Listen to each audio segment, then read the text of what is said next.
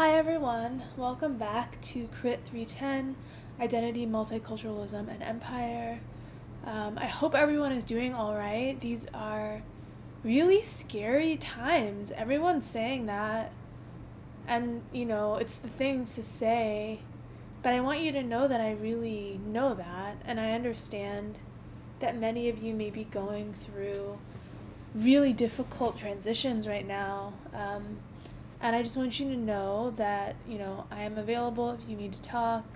And that really, where school's concerned, I want you to communicate with me if you're struggling to keep up. And we'll try to get through this rest of the semester together. We've only got a couple weeks left. For those of you who are graduating, congratulations. And as far as the course material goes, I'm not so delusional to think that that this matters. I'm not so delusional to think that how you do in a critical studies class matters in the grand scheme of your life or in the grand scheme of everything that's happening in the world right now. But I am struck by the power of being informed in moments like these, and I think the way that I'm trying to make sense of things as an educator is just to sort of redouble my commitment to information, to helping people have a fuller and more nuanced understanding of the world around us. And unfortunately, I don't know anything about medicine, so all I'm qualified to talk to you about is the history of colonialism. Who knows, that may be of some use to you now or at some point in the future. Alright, so for Tuesday, we are going to be looking at an essay written by Leopold Senghor about something called the Negritude movement. It's a pretty difficult text, and so what I'd like to do today is just give you the background that you need to more thoroughly understand this text. Don't get discouraged. Really try to stick with it, even if you have to skim certain parts. I would really encourage you to try to, get a sense of what he's really talking about. And if every single detail doesn't make sense, that's fine, and that's what I'm here for. Okay, so who was Leopold Senghor? What is the Negritude movement? As you know from watching the Josephine Baker documentary, and as I mentioned also in my previous lecture, beginning from really the late 19th century on, there was a influx of various people from the African diaspora to the city of Paris. Particularly, there was an influx of people from French colonies in Africa and the Caribbean, a number of important figures in the arts and letters going back to the 19th century were French colonial subjects who ended up back in the metropole and really contributed to the richness of creative life in Paris. People like Alexandre Dumas and Laure, who I think I mentioned to you last time. Maybe I didn't. Anyways, Alexandre Dumas and Laure both being from the Caribbean, Afro-diasporic people from the Caribbean, from French colonies in the Caribbean. Alexandre Dumas being a famous writer, the author of The Three Musketeers and The Count of Monte Cristo, Laure being a famous muse and model for painters like Edouard Manet. So you've got this influx of people from the French Caribbean, from French West Africa, starting in the 19th century. In the early part of the 20th century, you also have an influx of African Americans going to France from the United States to take advantage of, at least in Josephine Baker's case, what is seen as a more racially tolerant environment. The period from the 1880s until about the 1920s in the United States is sometimes referred to as the nadir, Nadir, which is a word that it's sort of the antithesis of the peak, right? The nadir is the low point. If the apex is the high point, the nadir is the low point. And the reason that this period from the sort of 1880s until the 1920s is known as the nadir is that immediately after the Civil War, after emancipation, there were all of these initiatives to sort of enfranchise formerly enslaved people. If you look at the history of electoral politics in the South, there were a number of formerly enslaved people who were elected to local state houses of representation. There were a number of sort of lower end level political seats that were filled by African Americans in the immediate sort of post emancipation moment. There was a great sense of possibility within the African American community in the United States at that time. And then, as happens with many periods of progress, there's a sort of immediate backswing. There's an immediate, the pendulum swings the other way. There's a sort of reaction, a strong reaction from conservative and white nationalist circles. And so the period of the 1880s to the 1920s, you see the birth of the Ku Klux Klan in response to the enfranchisement and liberation of Black people. You see a rise in the number of lynchings. You see the introduction of all of these sort of grandfather clauses and other laws that are designed to prevent African Americans from voting.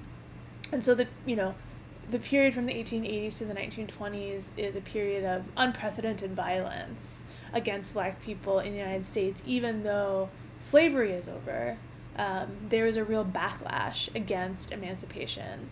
And so, the living conditions for people, African Americans, even in the North during that time, are incredibly brutal. And a number of African Americans, like Josephine Baker, go to France. And it's interesting because, France at the time has colonies. They have a ton of colonies. They've got all these colonies all over the world. However, France, because of its own interest in the idea of liberty, in the idea of equality and brotherhood, offered certain freedoms even to their colonial subjects that African Americans in the United States did not have.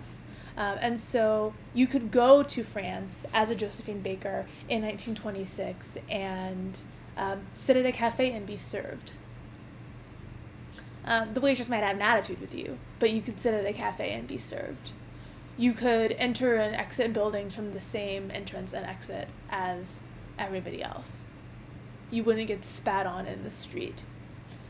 Even if you were still discriminated against, even if people still saw you as an animal, you were still treated with more humanity than you would have been treated in the United States. Similarly, in World War I, there were soldiers, which is, the 19-teens, there were soldiers from the United States who went to France to fight on behalf of the United States, even though this was a country that was brutal towards Black people.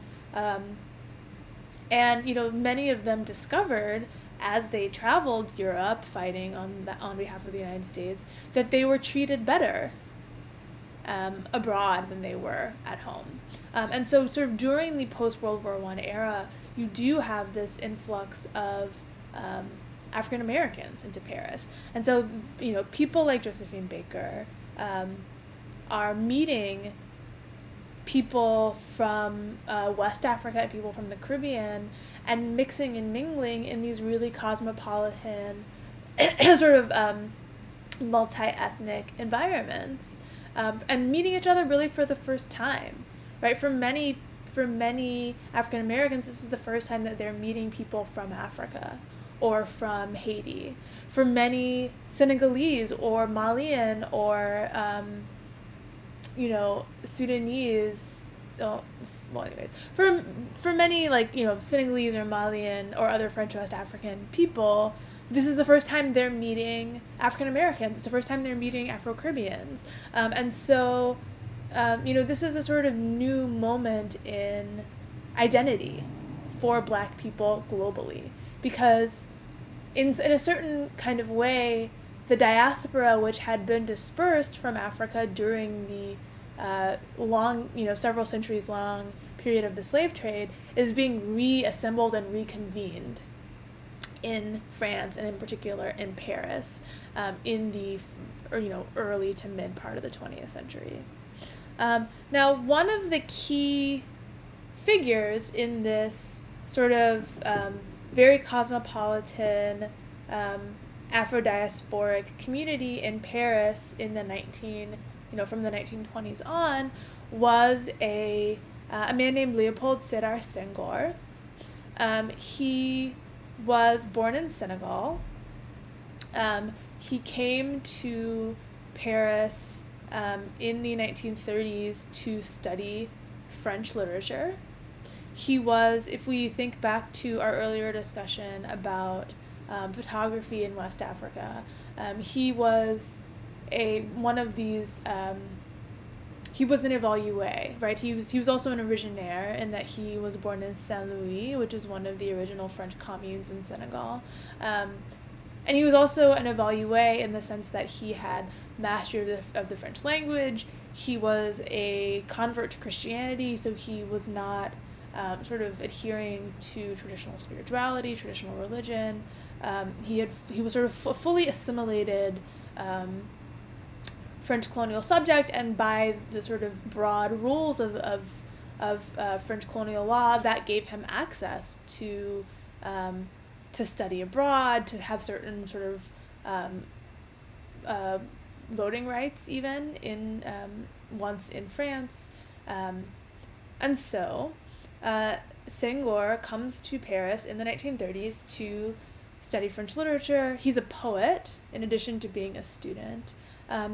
And he helps to found, out of this really rich environment where all of these Black people from all over the world are encountering each other, he helps to find a movement known as the Negritude movement. Negritude literally just means blackness in French. So, Senghor and others, who I will talk about shortly, found Negritude as a movement in an attempt to define collectively and collaboratively what blackness is. I think if we look back to Josephine Baker and to her work in the film Zuzu, which I think is briefly shown in the documentary that you watched last week, she is one of these figures she's arriving a little bit earlier. She's arriving in France in the 1920s. And so in order to make it as a performer, as a kind of exotic spectacle in France, she has to conform to certain ideas of what blackness is. Right? In order for her to be successful in France, she has to go topless in a banana skirt. Right, which is both a kind of phallic symbol and also a symbol of Black people being somehow close to apes, right? Many of her early costumes involve a combination of near nudity and also a kind of animalistic vibe, right? And they involve sort of mimicking the some attribute of some kind of animal, some kind of non-human animal, because humans are animals too, obviously. But, in Zuzu, in the sort of climactic scene of Zuzu, she appears as a bird in a cage, right? Which we saw a sort of brief clip of last week. And so the reason that she has to sort of craft her image in a particular kind of way is that is the expectation that French people have of Black people in that moment. Black people in France, even as they are given certain basic rights, are understood as primitive, as savage, as hypersexual, as also, I think, somehow inherently in touch with their bodies, as sort of rhythmic. Like, there are all of these sort of stereotypes that proliferate in France, as they really proliferate throughout the rest of the Western world at this moment. And so in order to be a sort of successful Black person, you sort of have to fit this image that the West puts on you of what Blackness is. And the attempt of the Negritude movement, then, is to define Blackness on its own terms. To say, we've got this unprecedented opportunity to talk amongst ourselves as African Americans, as Haitians, as Martinicans, as Senegalese, as Malians, to discuss collectively and collaboratively what Blackness means to us, to talk about and identify our shared experiences, to see if there even is a shared, if there is something that we share. Because it's presumed that we share something. We're treated as if we share something. But what if we don't? Let's explore the extent to which we do share something, and then try to understand what that shared sort of experience and shared way of looking at the world is. So the Negritude movement starts off primarily as a literary movement, and that is because, as I mentioned before, Senghor is a poet. The other important founder of the Negritude movement was another young poet named Aimé Césaire, who was studying in Paris as well, also studying literature and French. He was from the French colonial Caribbean island of Martinique. So part of the reason that Negritude starts out as a primarily literary movement, meaning that it was,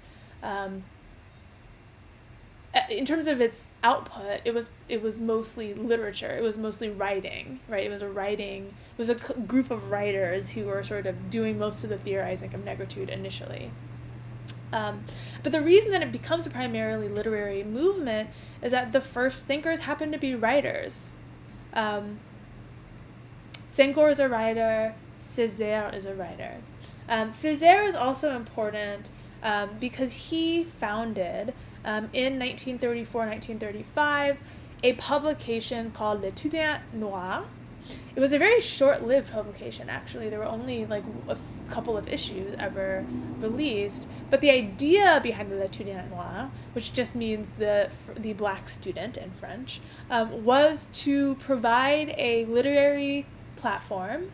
It was essentially a newspaper or a journal that was intended as a platform for all of these young folk from the African diaspora who were grappling with these problems and these questions of what it meant to be Black together. And so it was a place essentially to create an archive of the writing that was happening around the Negritude movement. If you look at some examples of the kinds of things that would appear in the L'Étudiant Noir, Aimé Césaire writes, in the very beginning of this particular issue, an essay on racial consciousness and social revolution. Senghor also writes another article for this publication. There's also a section where you have someone named L.T. Achille who's writing about Paul Laurence Dunbar, who's an American poet. So again, there is the influence of the United States and of African Americans on Negritude thinkers is really significant, and I'll talk a little bit more about that in a minute.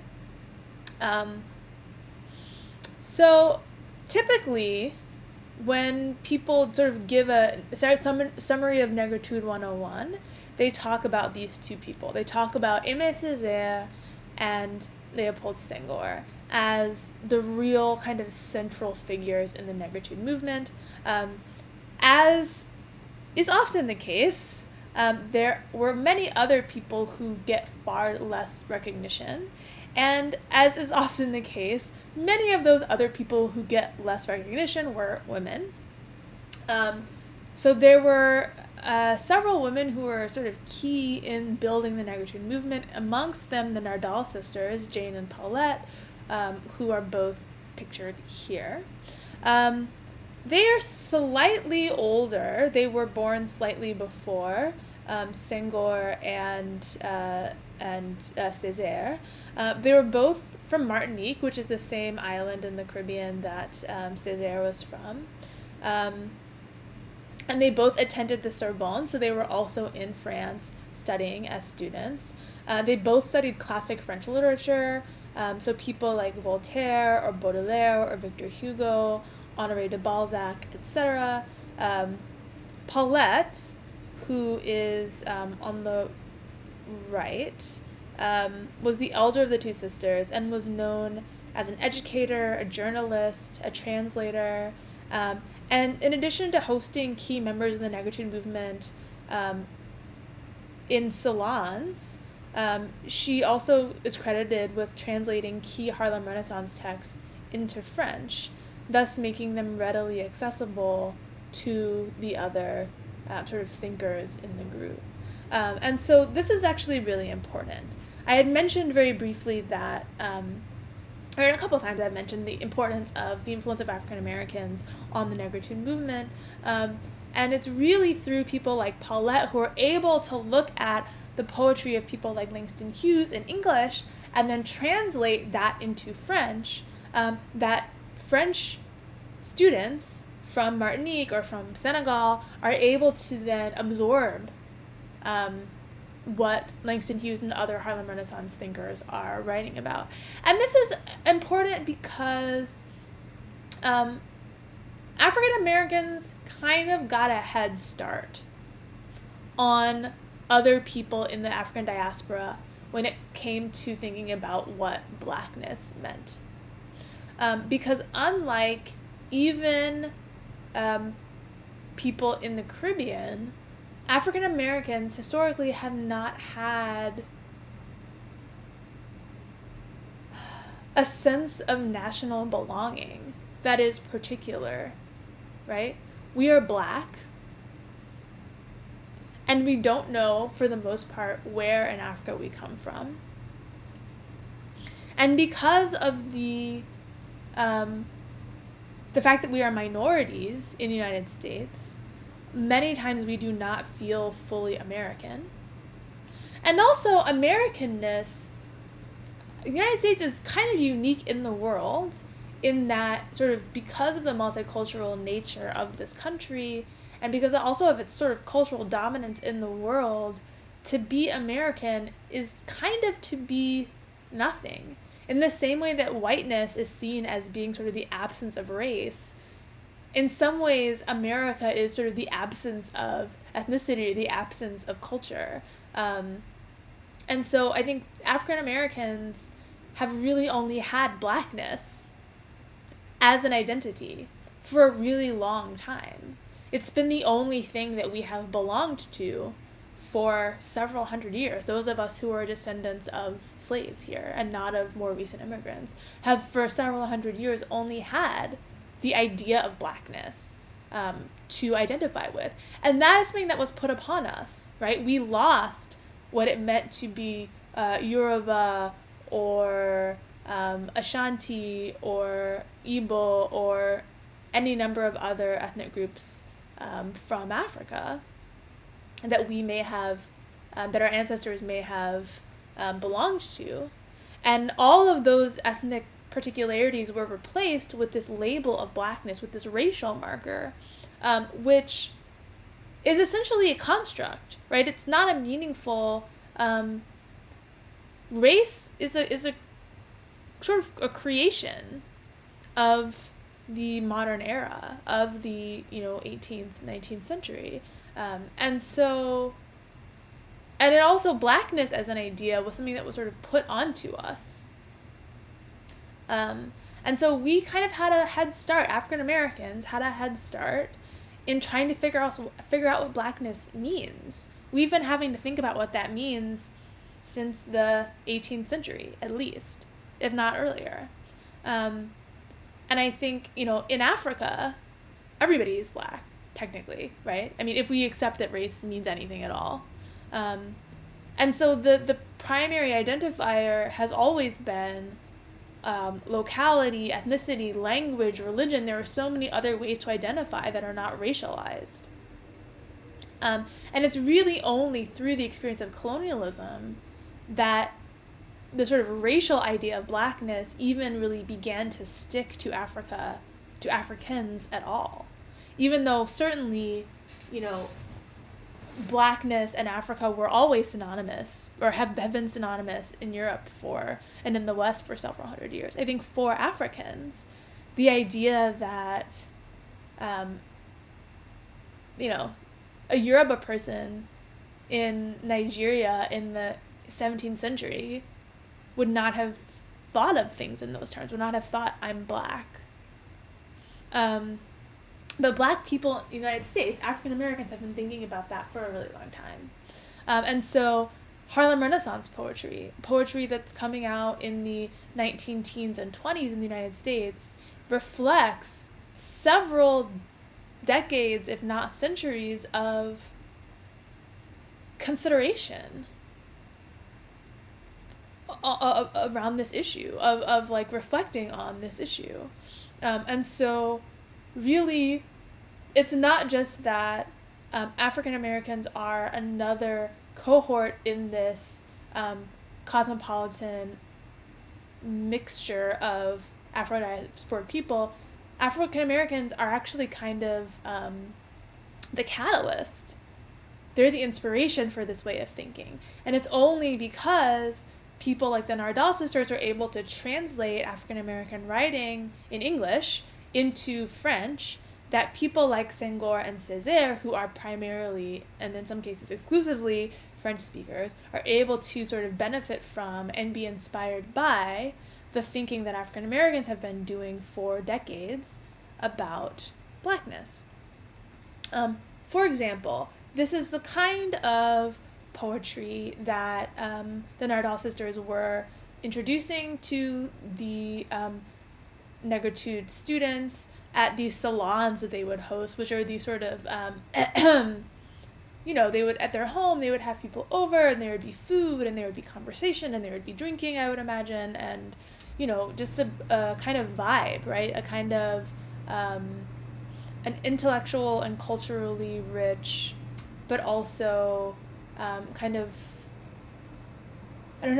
aesthetically sumptuous and enjoyable and sociable environment in which to exchange ideas. And so they would host these salons, and they would share poetry that had been translated into French. And this is the kind of thing that may have been shared at one such salon. This is a very famous poem by a Harlem Renaissance era poet named County Cullen. And it is a poem called Heritage, which I will read to you now. Okay. And this is actually, Heritage is actually quite a bit longer. This is just one sort of stanza from that longer poem, which was written in 1925. Okay. Africa, a book one thumbs listlessly till slumber comes. Unremembered are her bats circling through the night, her cats crouching in the river reeds, stalking gentle flesh that feeds by the river brink. No more does the bugle-throated roar cry that monarch claws have leapt from the scabbards where they slept. Silver snakes that once a year doff the lovely coats you wear, seek no cover in your fear, lest a mortal eye should see. What's your nakedness to me? Here no leprous flowers rear fierce corollas in the air. Here, no body sleek and wet, dripping mingled rain and sweat, tread the savage measures of jungle boys and girls in love. What is last year's snow to me? Last year's anything. The tree budding yearly must forget how its past rows are set, bough and blossom, flower, fruit, Even what shy bird with mute wonder at her travail there, meekly labored in its hair. 3 centuries removed from the scenes his fathers loved, spicy grove, cinnamon tree, what is Africa to me? So, this is an example of the ways in which African Americans are thinking about Africa at this particular moment, and slightly before this moment, right? In the 1910s and 20s, African Americans are really going full force into trying to define what blackness means. And one of the ways in which they're trying to do that is to think about what Africa means, as people who have never experienced it, who have seen it only in their dreams, or in photographs, or on newsreels, or who have maybe inherited, in a few instances, stories passed down from generation to generation, but who have no first-hand experience of it whatsoever. And so what does that mean? What does Africa mean? And I think in response to poetry like this, the students living in Paris in the 1930s and 40s are asking this question, what does blackness mean to me?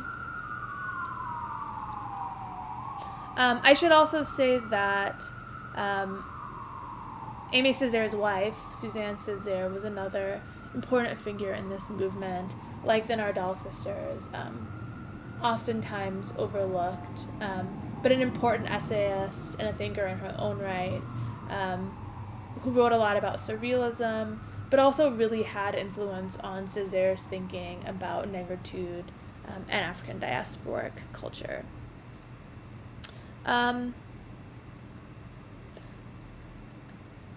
So one of the complicated things about the negritude movement was the sort of complex lived reality of the people who were involved in the movement themselves.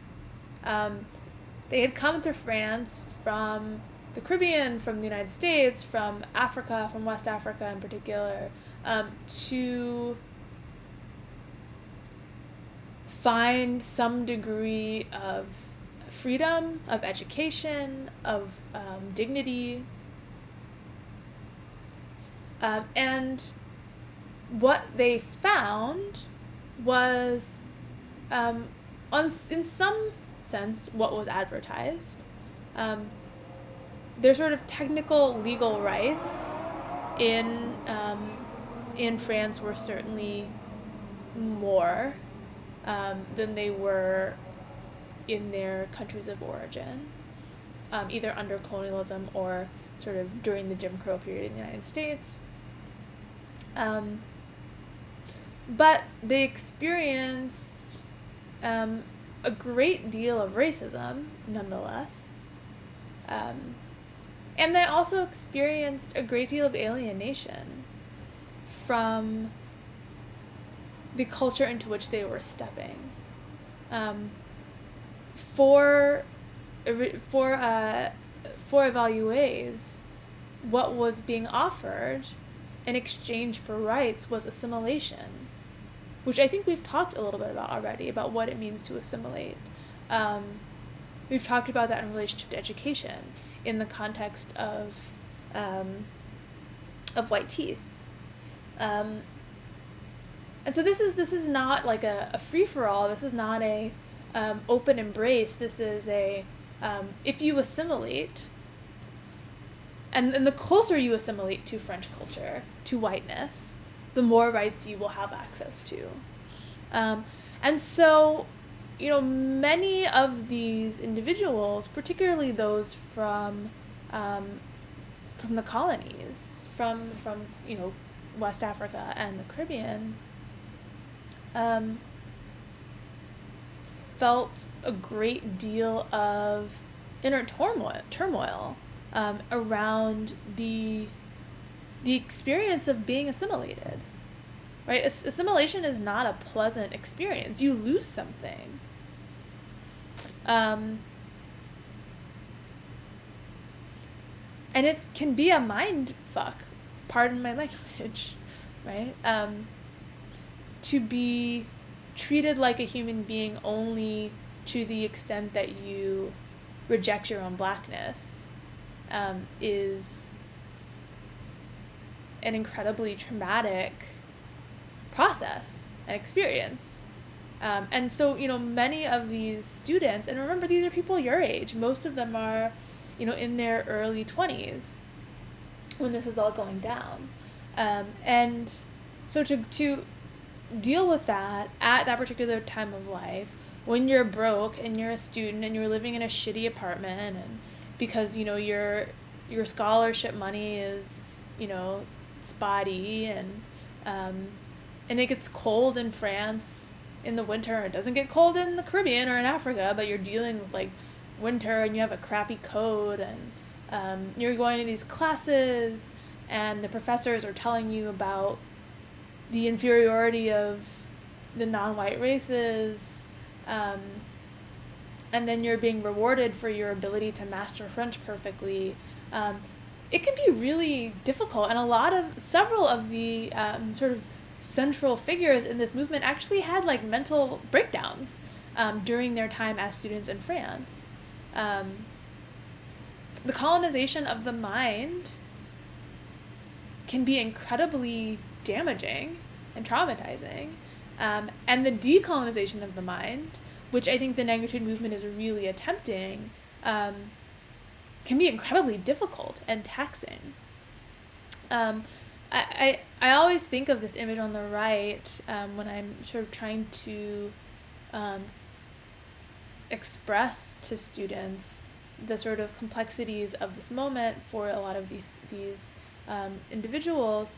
So the figure on the left is a man named Léon Damas, who was another important member of this group of thinkers in the Negritude movement. He was a slightly older individual than Césaire and Senghor, but was right in there with them in terms of, really working to get the idea of negritude out into the world. He was also French Caribbean, like Césaire. His most famous work of poetry was a 1937 book called Pigments. And the image on the right, to which I referred earlier, was the sort of frontispiece for that 1937 book of poetry. The frontispiece meaning, like, when you open the cover, oftentimes there is a sort of image. So it's not the cover image. The cover, I think, didn't have an image. But there would be a kind of image in the first couple of pages, which would be a kind of visual introduction to the content of the poetry, or whatever is written in the book. And in this case, the frontispiece was designed by an artist named Frans Nasriel, who's actually a Flemish artist, but who I would imagine was commissioned to create this piece by Damas himself. And I think, this image really speaks to the feeling that many of these young thinkers and writers had of being kind of caught between two worlds, right? Caught between, on the one hand, the world of sort of, urban Western modernity, and on the other hand, the world of their homelands, being sort of struggling to fit into this idea of what it meant to be a sort of civilized individual, which I think here is represented by this bow tie and tuxedo jacket and shirt, and really trying to break free from the strictures of assimilation, and still being sort of caught between these two worlds and not really knowing how to identify and what to do. Senghor, in one of his poems from the 1940s, wrote a poem called Snow in Paris. And please remember that this is a translation from French into English, so there's a lot that is missing in that translation. But I think I like this poem because I think it sort of captures the sense of alienation and the experience that many of these folks were having. Okay, so it goes like this. Lord, you have visited Paris on this day of your birth because it has become mean and evil. You have purified it with incorruptible cold and white death.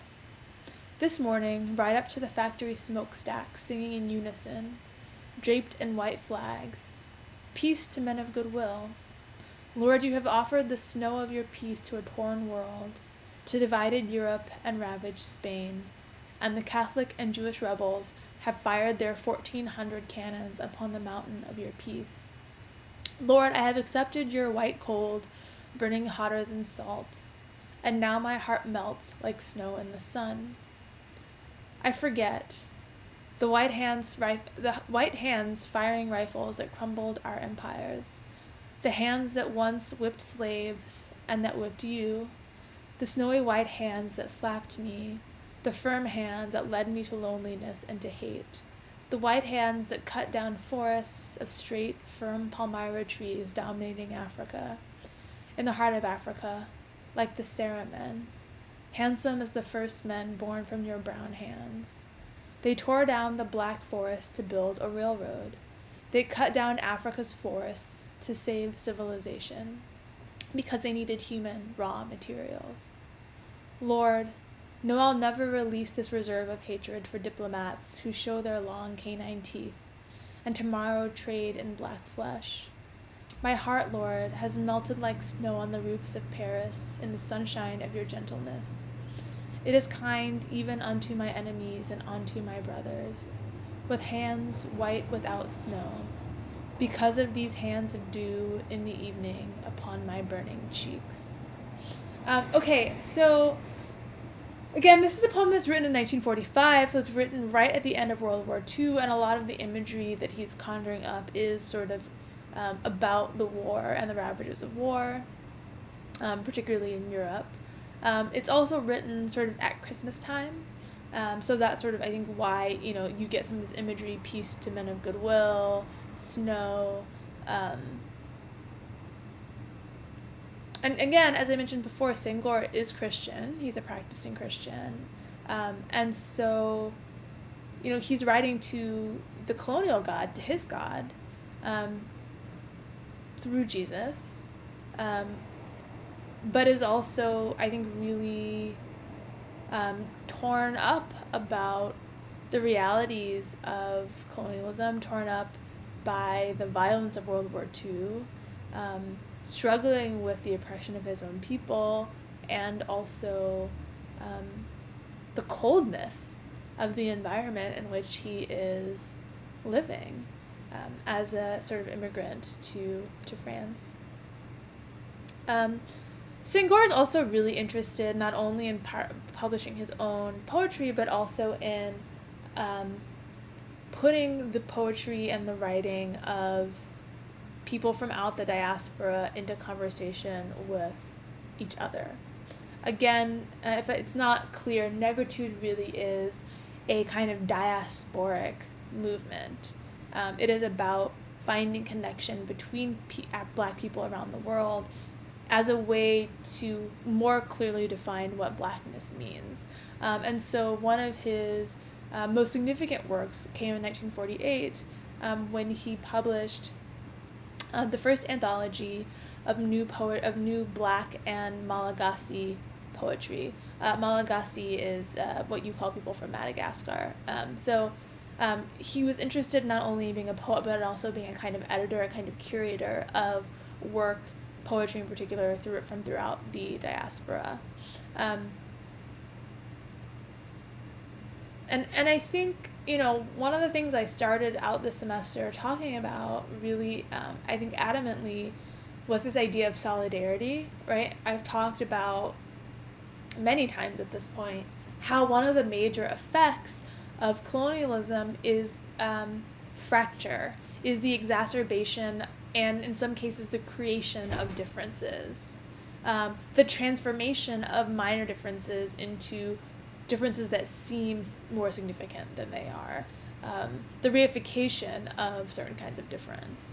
And so, I think there are many strategies for decolonization, but one of the most powerful ones, in my mind at least, is solidarity as a rejoinder to, as a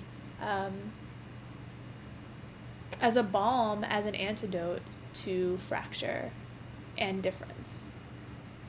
What does solidarity mean? Solidarity is about finding common cause across difference, finding shared experience and shared humanity across difference. So to sort of downplay the significance of difference in the pursuit of a common goal. In this case, that common goal would be the celebration and humanization of Black people around the world. So this kind of project is, I think, emblematic of Senghor's particular take on negritude, which was not only an aesthetic project, but a political project of solidarity. This is one of the most important poems I think he ever wrote in terms of its relationship to negritude as a movement and its expression of some of the key tenets of negritude. It's called Prayer to the Masks, from the same collection of poems from 1945 called Shadow Songs. And I'm going to read this to you as well. I'm going to leave the rest of the poetry reading for you to do in your free time, in your spare time. But I had to highlight this particular piece because I think it's just really critically important. And hopefully it will also help you to understand and reflect better upon the essay that I had assigned you for Tuesday. Okay. Prayer to the Masks. Masks, oh masks, black mask, red mask, you white and black masks, masks of the 4 cardinal points where the spirit blows, I greet you in silence. And you, not least of all, ancestor with lion head. You keep this place safe from women's laughter and any wry profane smiles. You exude the immortal air where I inhale the breath of my fathers. Masks with faces without masks, stripped of every dimple and every wrinkle. You created this portrait, my face, leaning on an altar of black paper, and in your image, listen to me. The Africa of empires is dying. It is the agony of a sorrowful princess, and Europe, too, tied to us at the navel. Fix your steady eyes on your oppressed children, who give their lives like the poor man his last garment. Let us answer present at the rebirth of the world, as white flour cannot rise without leaven. Who else will teach rhythm to the world deadened by machines and cannons? Who will sound the shout of joy at daybreak to wake orphans and the dead? Tell me, who will bring back the memory of life to the man of gutted hopes? They call us men of cotton, coffee, and oil. They call us men of death, but we are the men of the dance, whose feet get stronger as we pound upon firm ground. I'm going to unpack that on Tuesday with you, but I really want you to ruminate on this poem, on what you think he's trying to say, on how it relates to the essay on negritude, which he writes in the 1960s, and which I've assigned for you. One thing that I will sort of remind you of is the role that colonial soldiers played in both world wars. We encountered this in our discussion of White Teeth in relationship to Samad, but this is the case also for African colonial subjects. The Senegalese tirailleurs were an elite fighting group of Senegalese soldiers who fought on behalf of France during World War II. This is actually a cartoon on the right by a African-American artist and cartoonist named Charles Alston that was drawn during the war, which sort of represents the black soldier, be he from Africa, from Senegal or elsewhere, or whether he be from the United States, but it sort of highlights this central role that Black soldiers from around the diaspora played in winning World War II on behalf of the Allied powers, France, the United States, and Great Britain.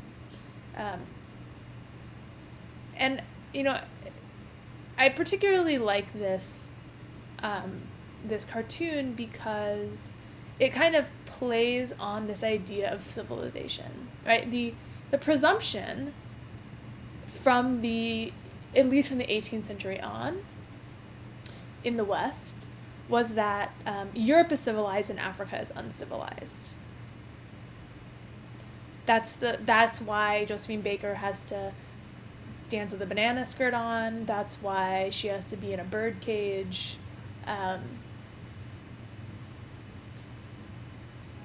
When in reality, if we look at the history of mankind, we know that not only do all human beings come from Africa, we also know that many of the earliest great civilizations known to man were in Africa.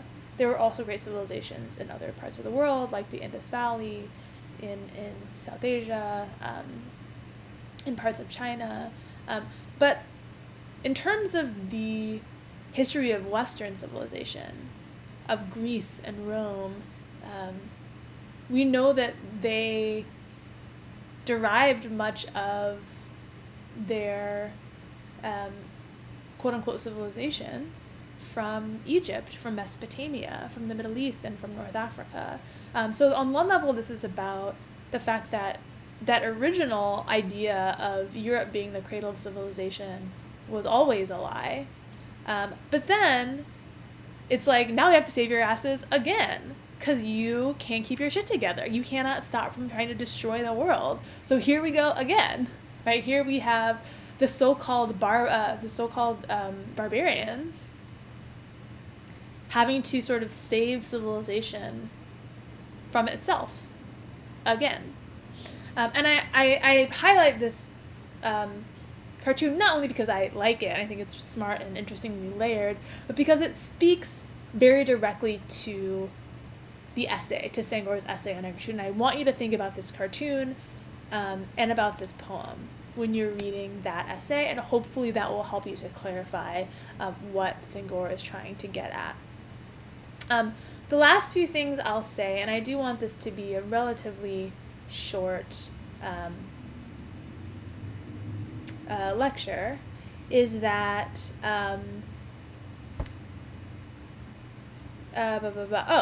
is that the negritude movement really flowers throughout the 1940s.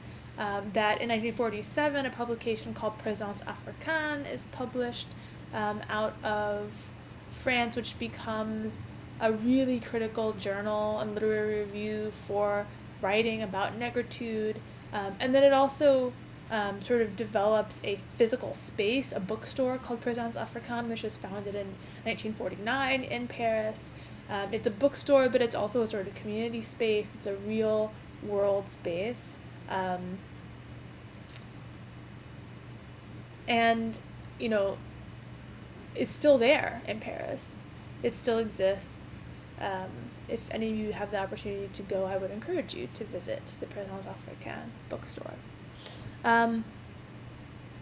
Okay, so, and also Présence Africaine, in addition to sort of being a magazine and a bookstore and community space, also hosted a number of international conferences for writers and artists of the diaspora during the 1950s even, to sort of help continue to develop the ideas that were there in negritude at its inception in the 1930s and 40s. Now, by the 1960s, we enter the era of independence. And this is where, so the essay that I had assigned to you by Senghor is actually written in the 60s.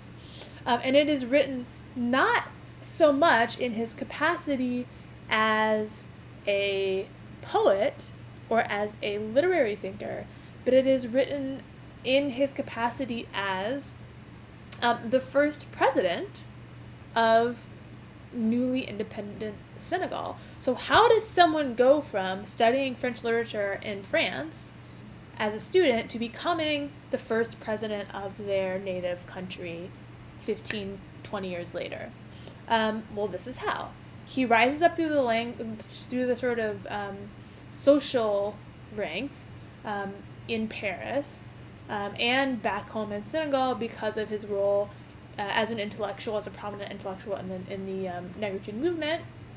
And then in the 1950s, he starts to work his way up through the ranks of colonial government, first in France and later in French West Africa. By the 1950s, it was pretty clear that colonialism was finally drawing to a close. As you may remember from our discussion of India and Bangladesh, India gets its independence from Britain and from the British Empire in 47-48, which is also kind of after World War II. And it kind of starts a wave of decolonization, of political decolonization throughout the global South. And so by the 50s, it's pretty clear that Africa is going to experience the same process that India and other parts of the world are also experiencing. And Senghor was anxious to play an active role in the shaping of post-colonial Africa, and in particular in the shaping of Senegal. And he was really interested. Remember that for Senghor in particular, Negritude is a solidarity movement. It's an aesthetic movement, but it's also a political movement that really puts a lot of emphasis on solidarity and shared experience across borders. And so it's not surprising that in terms of his political philosophy and his political ideology, he really supports, even in independence, a kind of federation approach to independence as opposed to a nationalist approach to independence. If you'll remember when we talked about India and Bangladesh, independence happens and then immediately partition happens, right? And so Pakistan is divided from India, and then later Bangladesh is divided from Pakistan, and independence becomes this process of nationalization, of cutting up the pie into smaller bits where each ethnic group or each religious group kind of has their own little piece of the pie. And you know, I think oftentimes nationalism is or sort of hyper-nationalism is a negative response, is an unfortunate reaction to the effect that colonialism can have on difference. When people feel their differences more acutely, they're more anxious to shut off the outside world and to only have to have their nation be only of people like them, right? Because it's like it's this kind of us versus them mentality that gets sown under colonialism. And really from the start, Senghor is interested in not having that kind of approach, in having a much more symbiotic and a much more sort of federalist, collective approach to what independence can look like. And so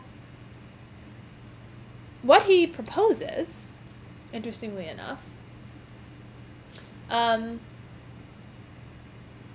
was something called the Mali Federation, which was, so if you look here, Senegal is this little loop right here, relatively small country.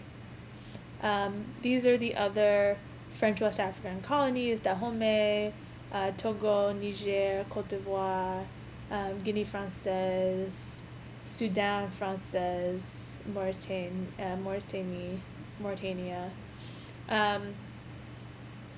And he wants to federate these newly independent states with each other as closely as possible. And in particular, he's interested in creating a kind of two-state federation between Senegal, which is here, and Sudan Française into what will be known as the Mali Federation, which would link the French colonies of Senegal and French Sudan. And unfortunately, this was a failed effort, but I think it's like one of the most interesting moments in sort of post-colonial or anti-colonial history. So the idea of the Mali Federation was actually based on the Mali Empire, which existed in West Africa from 1235 to about 1670. The empire was founded by Soundiata Keita and became renowned for the wealth of its rulers, especially Mansa Musa, who's pictured in this illustration here.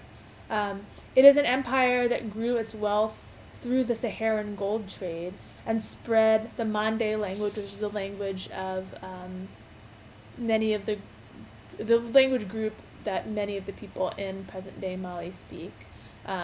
And it sort of spread that language throughout the empire in the process. Here are the general outline. The red line is the general outline of where the Mali Empire was. These little gold bits are sort of the major gold mines that they controlled. So some within the empire, some as far afield as here, which is sort of in present-day Ghana, Ashanti land. But essentially the Mali Empire really controlled the major gold mines in the region and what was an incredibly wealthy and influential empire because of that. And Senghor was inspired by this idea of an earlier sort of way of thinking about this geography, right? Instead of just embracing these little colonial boundaries, which had been completely arbitrarily drawn by the colonial power, by France, he was interested in, since this sort of roughly corresponds to, what is present day Sudan and French Sudan and Senegal, he was interested in sort of reclaiming this earlier model, and also using that earlier model as a way to express solidarity between the two colonies of Senegal and Mali. So it was a plan that actually got attempted, surprisingly enough. So the Mali Federation was founded on April 4th, 1959, as a French territory with self-rule, and then was transitioned to independence after negotiation with France on June 20th, 1960.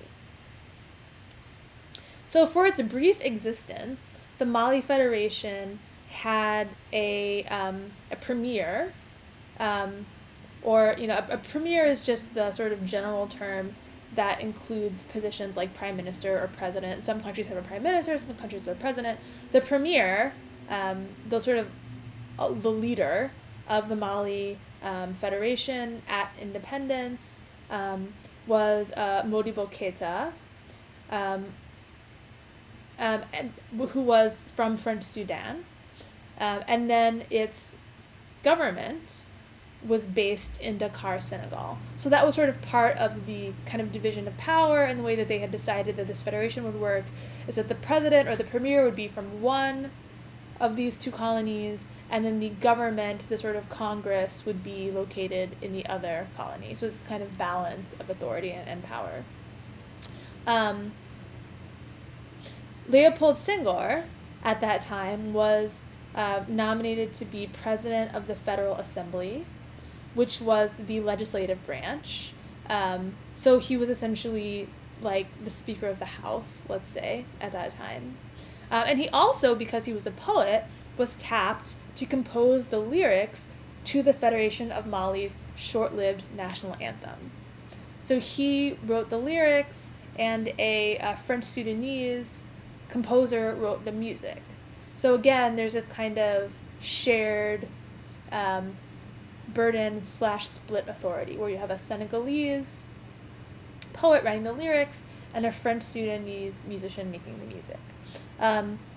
A mere 2 months into this new federated country's formation, and on the eve of the first planned presidential elections, the Sudanese Republic leaders, the French Sudanese Republic leaders, mobilized the army sort of against the Senegalese, and the Senegalese leaders retaliated by mobilizing their national police. And again, that was one of the ways that power had been split, so that sort of French Sudan would have control of the army, and Senegal would have control of the national police. So again, this is sort of division of labor. But right before the election, there was all this tension about who was going to win.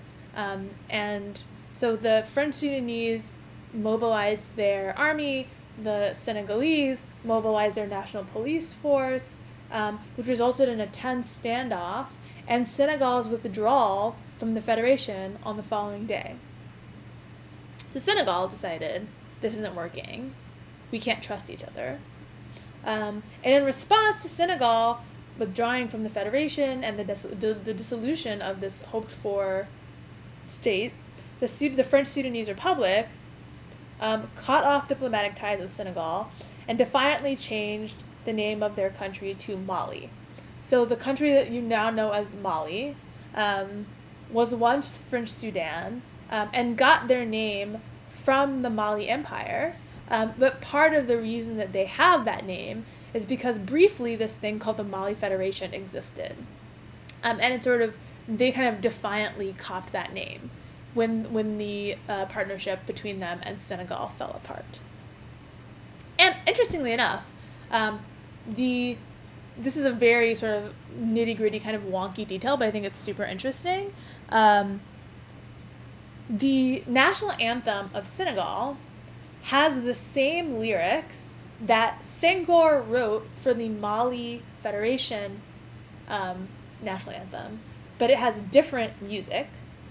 And the current national anthem of Mali has the same music that was written for Senghor's lyrics originally when they were part of the Mali Federation national anthem, but new lyrics. So they kind of split the national anthem in two, and Mali took the music and Senegal took the lyrics, which I think is just like so interesting. I don't know why I think that's so interesting, but I just think it's freaking interesting. So Senghor becomes the first president of the Republic of Senegal. He's elected on September 5th, 1960. His prime minister, a man named Mamadou Dia, who's pictured here on the left, was in charge of executing Senegal's long-term development plan, while Senghor was in charge of foreign relations. So in this new Senegalese state, they decided to have two heads of state. They decided to have a president and a prime minister, and they decided that the president's job would be sort of more international relations, and the prime minister's job would be more sort of economic and domestic. But the two men quickly disagreed, and in December of 1962, Senghor, who was the president, had Dia, his prime minister, arrested under suspicion of fomenting a coup d'etat. And Dia, who again is pictured here on the left, was held in prison for the following 12 years.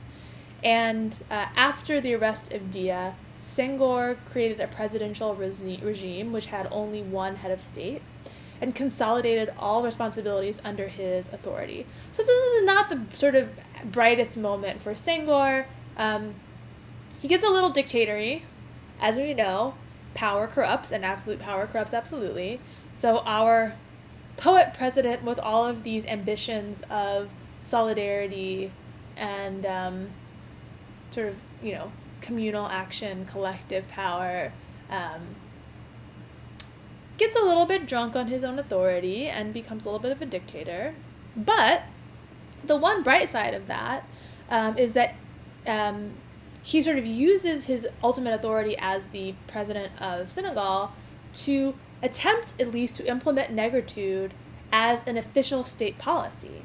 And so the consequence of that is that, for example, 25% of the national budget in Senegal after 1962 was allocated to the arts. That's a huge amount. I don't know what the United States' arts budget is, but it's not 25%, I can tell you that much. And also he centralized art production under the state as patron, collector, curator, dealer, and critic, meaning that, because there was so much funding in the arts, the government was commissioning most of the artwork from individual artists. They were curating most of the museums. They were selling most of the art. They were also really putting money into arts criticism and arts writing. They were collecting much of the artwork that was made in Senegal in the 1960s and 70s is still held in government collections as opposed to in the homes of individual patrons or collectors. So he essentially nationalized the arts after 1962, after sort of having his primary rival imprisoned. And what followed was a really interesting sort of aesthetic moment in Senegal. I'm not going to talk about this right now. This is just an example of some of the work that came out of this sort of transition to a nationalized arts program in Senegal in the 1960s. This is a tapestry. I do want you to notice that, and not a painting. So there's and I'll talk about maybe why that is next time. In 1966, he actually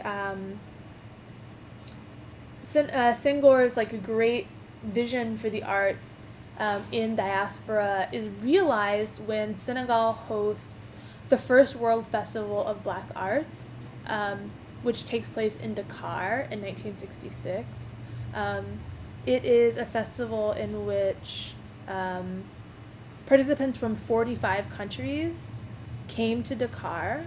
45 countries including countries in Europe, the Caribbean, North and South America, and most of the continent of Africa. This took place over the entire month of April in 1966. And guided by an ideology of negritude and Pan-Africanism, it featured the best in global Black literature, music, theater, visual arts, film, dance. It was the first state-sponsored festival to showcase the work of African and African-American artists, musicians, and writers to a global audience. And participants included dancers like Arthur Mitchell and Alvin Ailey from the United States, a capoeira troupe from Bahia. Duke Ellington was there. Writers like Langston Hughes and Amiri Baraka from the United States were also there. So African Americans again played a really important role in this. And we'll talk more about this festival next time. We'll talk more about that next time too. I just want to get to the questions for today, which are, okay, question number 1. In Negritude, a Humanism of the 20th Century, which is the text that you're going to be reading for Tuesday, Leopold Senghor writes about African ontology, or philosophy of being. Ontology just means philosophy of being. And what he believes the African worldview has to contribute to modern humanity. Please read the essay carefully and then name at least one characteristic or attribute of African ontology.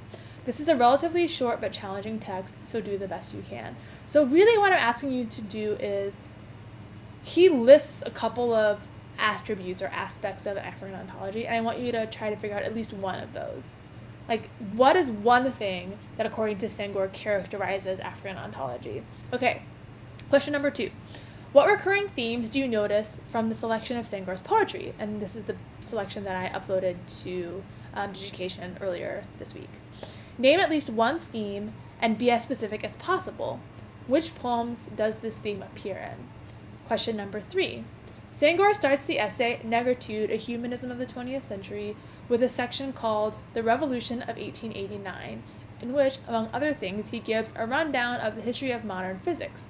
What does this have to do with the rest of his argument? Why is he talking about physics? This is a real question. I want you to see if you can answer it. And again, this is a difficult text, so wrong answers are totally acceptable, but I want you to try. Please be good to yourselves. Be good to each other, take it easy, be safe, and I care about you all, and I look forward to hearing your thoughts on Tuesday. All the best.